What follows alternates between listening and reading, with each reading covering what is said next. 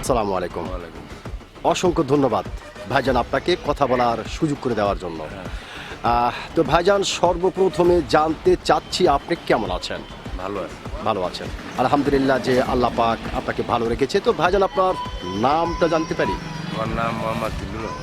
মোহাম্মদ জিল্লুর রহমান, সুন্দর একটি নাম আপনার, অত্যন্ত চমৎকার একটি নাম আপনার। এবং একটি কথা বলতে আমি বাধ্য হচ্ছি, সেটা হচ্ছে যে আপনার নাম শুনে এবং মোটামুটি আপনাকে সামনাসামনি দেখে যেটা বোঝা যাচ্ছে, প্রচণ্ড একটি সাহসী মানুষ আপনি।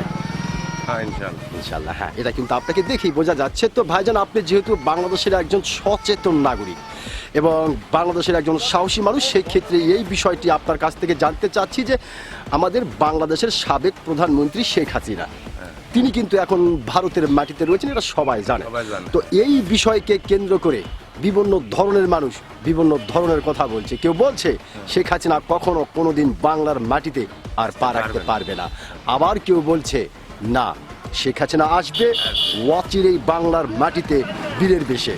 আবার কেউ বলছে হতেও পারে, তবে তার জন্য একটু সময় লাগতে পারে। তো ভাইজান আপনি একজন সাহসী মানুষ হিসাবে আপনার কাছ থেকে জানতে চাই যে আপনি কোনটা মনে করেন? আমি মনে করি উনি আসতে পারে, কিন্তু অনেক সময় লাগবে। কিন্তু আমরা হলো মূলত জন্মগতভাবে আমরা বিএনপি করি। আমরা আচ্ছা। বিএনপিকে ভালোবাসি, বিএনপি দলটা আমার পছন্দ লাগে। আচ্ছা আচ্ছা, আমরা জন্মগতভাবে বিএনপি ঘরের সন্তান। হ্যাঁ, আমরা বিএনপি করি, যাই যত কিছুই বলুক আমরা বিএনপিকে ভালোবাসি। বিএনপিকে ভালোবাসে। ওকে, আর ওনার ব্যাপারে? ওনার ব্যাপারে আমি অতটা মনে করি না। আচ্ছা আচ্ছা, উনি আসতে অনেক সময় লাগবে, তারপরেও হয়তো উনি জীবিত থাকবে কি না তাও বলা যাবে না। বলা যাবে না, এবং সেটা আসলে সময় আসলেই দেখা যাবে, যে সময় আসলে দেখা যাবে।